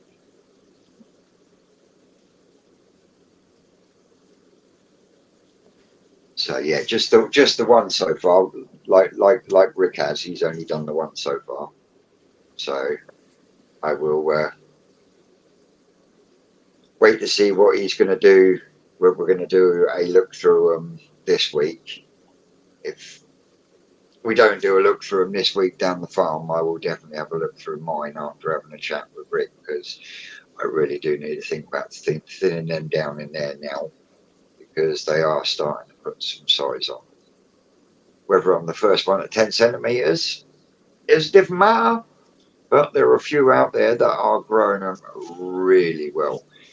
I mean, some of the videos that have been coming in the group, man, there is going to be some stunning fish in this competition. That's for sure, 100%. And one of your videos, Rick, Rick picked out some nice, lovely smoky jackie in his. Yeah, I've got a couple in there, but I'm at that point now where they're at a size where I don't want to chuck them in the main pond for food. I'll grow them out in lower temperature water, a lot fucking lower. Definitely a lot lower, because my other fucking hiker heater's just packed up today, so I'll be emailing them later. Yeah, I was wondering. Just gonna. At least you'll be able to tell which ones are the growing show the difference and which ones are from the other fry batch. Oh yeah, without a shadow of a doubt. Without a shadow of a doubt. Koi Addict is saying, used to use dehydrated carrot for fry and grow it on, but it was a hassle getting it the right size particle. Yeah, and that's exactly what Rick was saying the other day. He had some, I don't think it was last year, but the year before, and he said it was absolutely brilliant to mix in with the fry crumb. And yeah, when he done his searches this year, all he could find was either the granule was too big or it was just too fine. So it's finding the right one in the right place. I think Aaron's frozen there, isn't he? Oh no. Can you try and blend on your own? Like blend it, then heat it to dry it, then reblend it. Or get an air fryer and just dehydrate them yourself. Then just blitz it into a powder. I think Susan has now banned me from blitzing anything, because one of the main ingredients for the Manga mix is marigold powder, and this time round, all Rick could get hold of was actual marigold leaf petals in a big bag. So I brought them home and dried them slightly in the oven, and then blitzed them. And I got halfway through, and Susan come in from work and went, "What the fuck is that smell?" And I'm like, "Blitzing up marigold for Rick." Fucking stinks. But yeah, we've now found another source for getting marigold powder. But yeah, marigold powder is one of the main ingredients for the Manga mix. It's very, very good for colour enhancing. So Ryan's You asked, just need so to when get you a chucked cheap in blender the... for your shed. Ryan yeah, saying, Ryan so asked a question.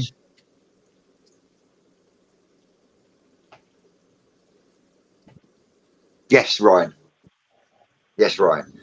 And if you watch any of the videos down at the New Forest, when Rick is doing Shiro selection, he will literally take a batch of fish from one pond, and he will sit there and he will select out all the ones you don't want, and all those ones you don't want will go into the pond in front of him with fish that are bigger, because rather than it go on the floor and go to waste, it goes in there and then gets munched as food. If it does survive, well, then it just gets deselected or selected out when it gets bigger, and they get selected through to go to ponds and stuff.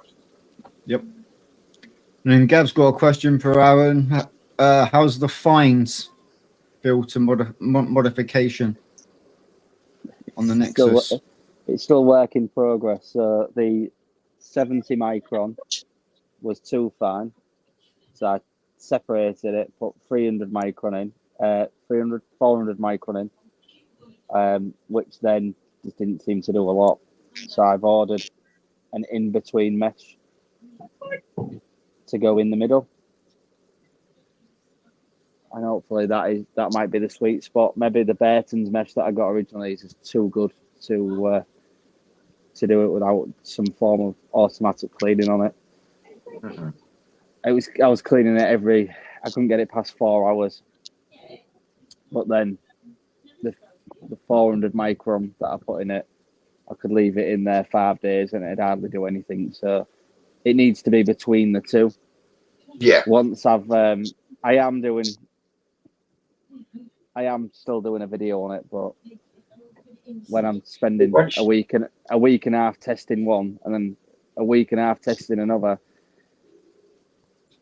until I find the right one, and then I'll say this is what you need to do it. But yeah, the concept and the slots that are already in the moulding is really the easy. concept is fucking awesome, to be totally honest. But I think you might not have as much problems with the finer mesh once you've got your settlement chamber in. Yeah, maybe so. Can you see what I mean? Maybe so. I've not been in them. No, I I got think it's enough. fucking a good idea. Yeah, But the I've got finer enough mesh plastic. will take a bit of beating at first, and after, say, 6 or 7 weeks, it'll start wearing off because you're constantly taking it out. At the beginning, I was doing it. It was doing it every 2 hours, and I cleaned it every 2 hours apart from on the night. And it'd be like fully jammed and overflowing through the overflow at the top by the next morning. Yeah. And then it was getting cleaned every 2 hours throughout the daytime. And I couldn't get it past 4 hours to where it wasn't in the overflow. So, but then on the opposite end of the scale, it wasn't doing enough. I was leaving it for days, and it was only half full. So, if I can get the mesh where I can clean it before and after work, then I'll be well happy with that. Well, the sculpted layers one that I've got in the growing on tank.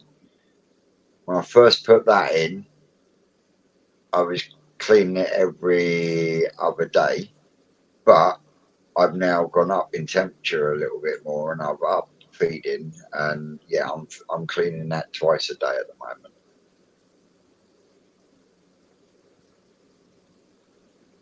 Yeah. Did you find out, Vince, what mesh is on yours, the 40 or the 60? I'm not sure. I forgot the messaging. Yeah, I was going to say, Simon, 250 would be about. Three different grades now on the mesh. On his shop, it was only giving you the choice of two, the 40 or the 60. Yeah, well, if you message him, yeah, I think he's doing the 50 as well now. So you got a choice 40, 50, or 60. Yeah, just drop him a message. He's a good bloke. I got some of the guards for the Easy Pod right off the bat. Yeah. I think I get a set of the Mark 1s. So yeah, I've got them. Gentleman's name's Ian. He's good bloke. What's that Simon for? The Easy Pod. The Easy Pod. Yeah. Are you using a beer filter in it? No, I'm using the sculpted layers center for the Easy Pod. Right. And it is a cracking bit of kit. I've seen And that. I think it's along the lines of something you're doing, Aaron. Is it Koiponics has made something, can't he? For yeah, like a guide that goes around a beer sieve with an overflow in it. But my only concern on that would be that I've used beer sieves for beer sieving. And when they come and they say that the 316 stainless steel, and then you go out to the garage after you've used it the next time and it's rusty, there's a lot of a lot of ones that are kicking around Amazon and eBay that are not what they say on the tin. Yeah. Because I've had a few of them now with home brewing that are rusty when they shouldn't be. And the other thing with the beer filter, it's got a solid base on it. No, they don't. Ones I've seen have. No, they're a full mesh basket for straining hops out. They are. I've seen ones they've got like a silver like cap on the end. Probably been added on after. They normally have a ring around the bottom, and it's the same on the bottom as it is on the sides. I see a lot of people using them for easy pods, but I've always been on the assumption is if they're bung up on an easy pod, like you've got water going everywhere, haven't you? Yeah. Yeah. But I thought his design where he's 3D printed one where you can drop it in it and then has an overflow if it does bung up. Yeah. Was a pretty good idea. Like, and he's made one for the Nexus.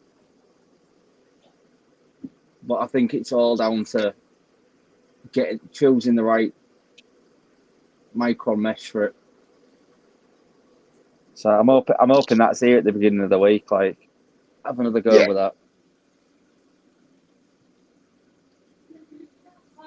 Anyway, Guys, I don't know if you guys could hear it, but I'm hearing a load of fucking commotion going on out there. So I'm going to try and drop off and go and get some fucking things sorted. Because it's distracting. All right, but yeah, I'll catch you guys later. Yeah, we'll probably wrap it up in a minute anyway. All right, boys. Take care, everyone. All right, mate. Take it easy, boy. Yeah. You've seen what too, Jigsy? And when are you bringing that little Lamborghini down to Basingstoke again? My sieves are 250 micron, I think.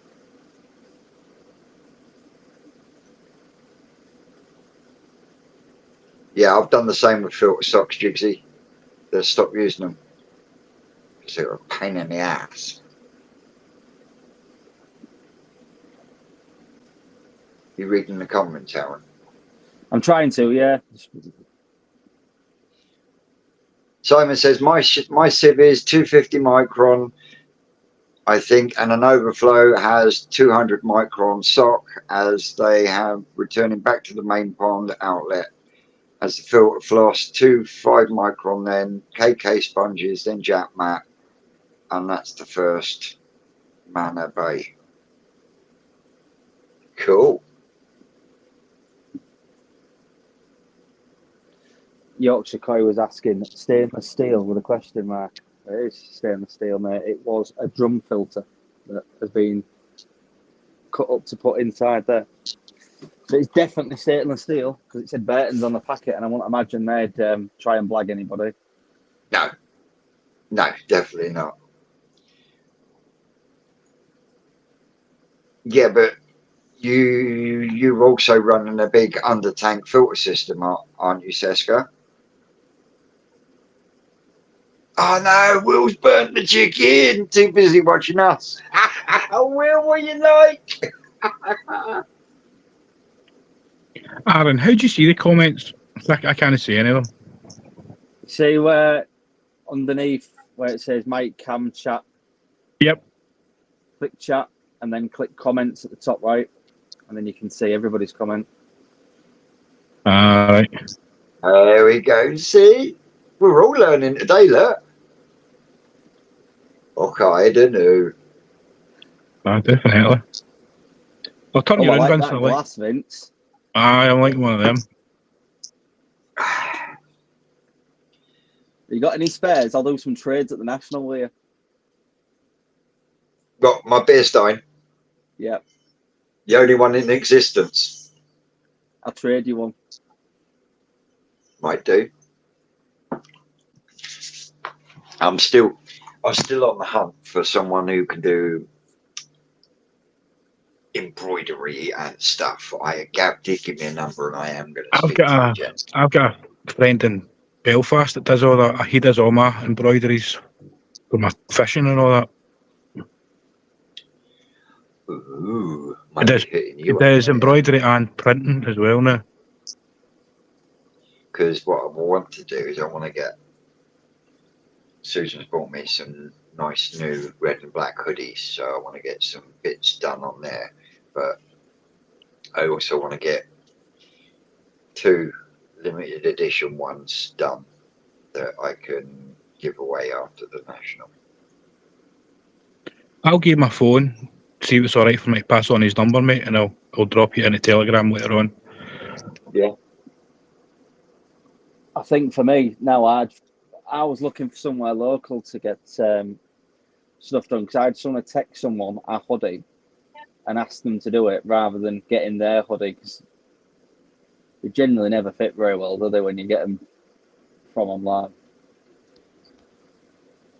No, but We had loads of. We just ordered some new gear, and Leo's. I ordered him a t-shirt and a jumper, and there was 4 inches different between the t-shirt and the jumper, and they was both the same 12 to 14 size. One was far too small, and the other was far too big.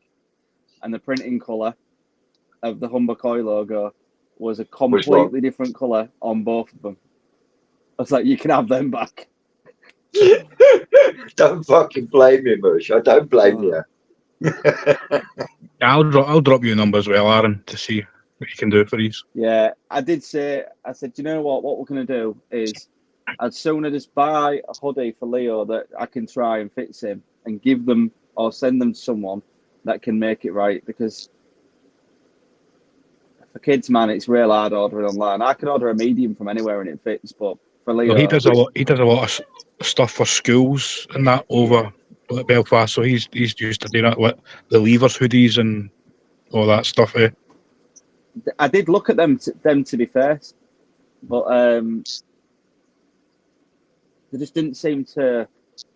The price of the people that were doing the Leavers for these seemed to be miles away from the price of everyone else that was doing merch style hoodies. Mm-hmm. Yeah. And he's got 2 or 3 different catalogues, and there's like 50 or 60 different hoodies, ranging in quality to whatever design style you want. Like black, but the inside's all red or blue or yellow or whatever. It's nuts. No, I can supply the gear. I just want them done. Aye, he'll do all that for you. I'll just pass you his number. I'll turn you around. I'll turn you around and I'll let you see what we're up to. Put it up on the camera. Click on more. Right. Then settings. Yep.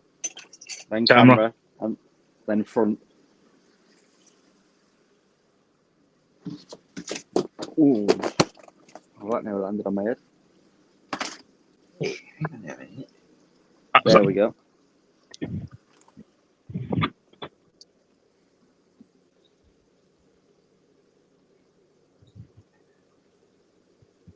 So we'll go in here. That was the bottom drain.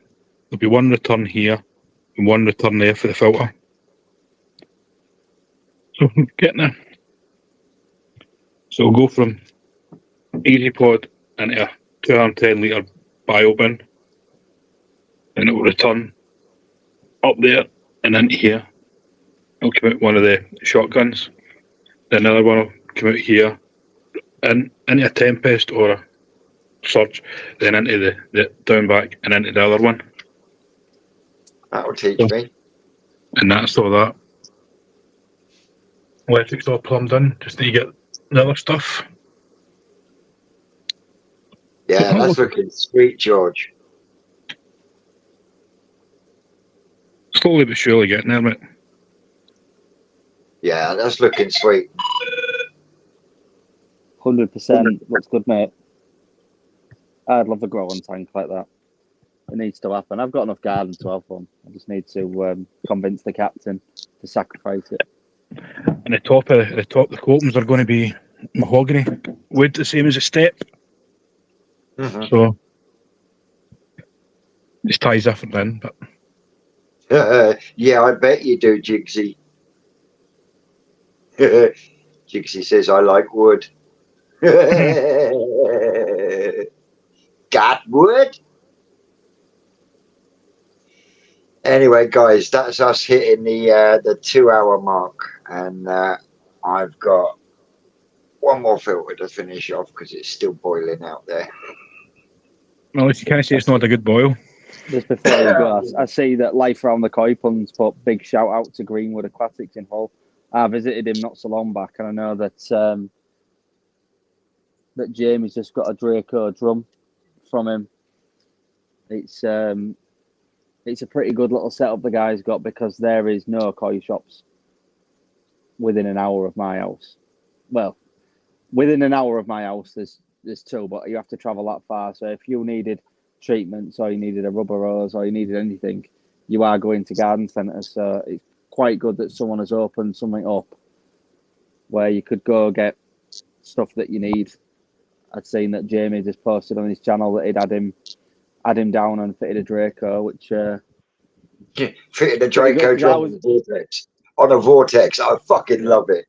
Fucking love it. To be fair, I was on my knees in his garage looking at that Draco, thinking, oh, I'm saving for a liner. I really shouldn't do it. And I was like, do you know what, mate? No, I'm saving for this liner to make it bigger. I'm not going to bother.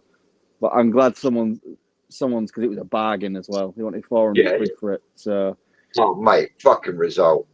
Yeah. Absolutely fucking result. That was, if that don't sort your fines out, Jamie, nothing will. No, what? And do you know what? It looks well on top of his vortex. It looks like it was meant to be there, doesn't it? Don't go spoiling it. I've got to watch it yet. Oh, well, I'm not give too much away, but it looks tardy. I was going to say, don't go spoiling it. I haven't watched it yet. Oh well, I'll say it looks rubbish, and then you won't watch it, will you? It looks good. Anyway, guys, I'd like to say a big thank you to George for joining us. I'd like to say a thank you to Aaron for joining us. A big thank you to you guys out there for watching us. As always, I've been Twisted Koi. Julada, you're always great. And we will see you tomorrow at New Forest Koi. Laters, guys.